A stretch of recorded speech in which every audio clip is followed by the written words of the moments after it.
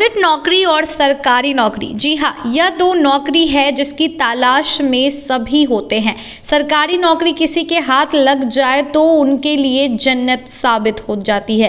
Private नौकरी के साथ भी कुछ ऐसा ही होने वाला है। जी हाँ, सरकारी नौकरी करने वाले पेंशन के पीछे ज़्यादा रहते हैं। प्राइवेट में पेंशन धीमी रहती है, पर प्राइवेट नौकरी करने वालों के लिए अच्छी खबर है। खबर को आप लोग ध्यान से सुने। जी हाँ, पेंशन को लेकर बहुत बड़ी खबर निकलकर सामने आई है।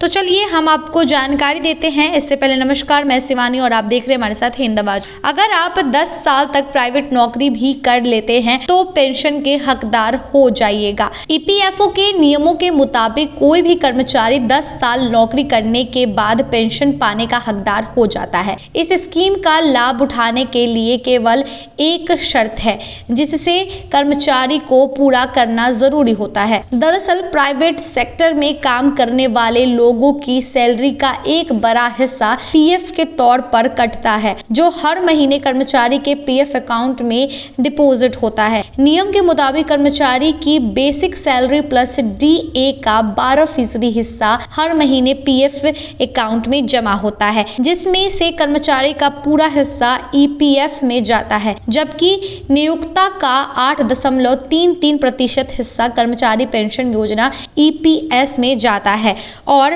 3.67% हर महीने ईपीएफ योगदान में जाता है। ईपीएफओ के नियमों के मुताबिक लगातार 10 साल तक जॉब करने के बाद कर्मचारी पेंशन का हकदार हो जाता है। इसमें शर्त केवल यही है कि जॉब का टेन्योर 10 साल पूरा होना चाहिए। 9 साल 6 महीने की सर्विस को भी 10 साल के बराबर काउंट किया जाता है, लेकिन अगर नौकरी का वक्त 9.5 साल से कम है तो फिर उसे 9 साल ही गिना जाएगा। ऐसी स्थिति में कर्मचारी पेंशन अकाउंट में जमा राशि को रिटायरमेंट की उम्र से पहले भी निकाल सकते हैं, क्योंकि वे पेंशन के हकदार नहीं होते हैं। अब सवाल उठता है कि अगर कर्मचारी ने 5-5 साल के लिए 2 अलग-अलग स्थानों में काम किया है तो फिर क्या होगा, या फिर दोनों नौकरी के बीच 2 साल का गैप था तो क्या वो कर्मचारी पेंशन का हकदार होगा? क्योंकि कई बार लोगों की नौकरी छूट जाती है, खासकर महिलाएं अपनी जिम्मेदारियों के चलते बीच में नौकरी से ब्रेक ले लेती हैं और कुछ साल के बाद फिर नौकरी पकड़ लेती हैं। ऐसे में उनके 10 साल का टेन्योर कैसे पूरा होगा और कैसे उन्हें पेंशन स्कीम का लाभ मिलेगा? आइए जानते हैं क्या है नियम।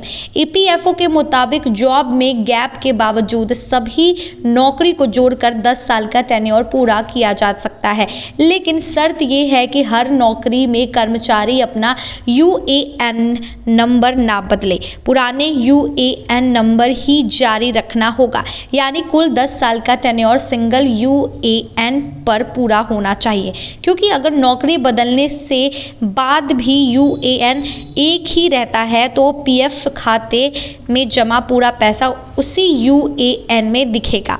अगर 2 नौकरी के दौरान कुछ समय का गैप रहता है तो उसे हटाकर टेन्योर को एक माना जाता है, यानी पिछली नौकरी और नई नौकरी के बीच के गैप को हटा दिया जाता है और उसे नई नौकरी के साथ जोड़ दिया जाता है।